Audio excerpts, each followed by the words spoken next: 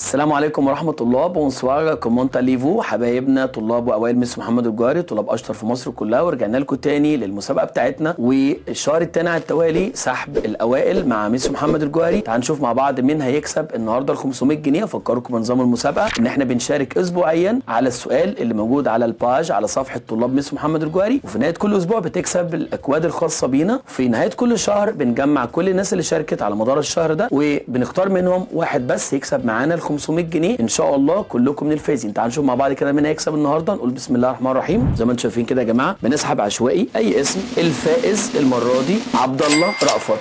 الف مبروك يا عبد الله، الف مبروك. يعني ان شاء الله باذن الله تستلم مني الجائزه في المحاضره اللي جايه. الف مبروك كمان لكل الناس اللي شاركت، ومحدش يزعل ان شاء الله المره اللي جايه استنونا في مسابقات جديده. وفكركم طبعا بالجائزه الكبيره، السحب على 3 موبايلات ان شاء الله تكونوا كلكم من الفايزين مع مس محمد الجوهري. شارك معانا تاني وتالت ورابع، كمل معانا دايما ان شاء الله تكون فائز في المره اللي جايه. بون شانس باختوس. السلام عليكم ورحمه الله وبركاته.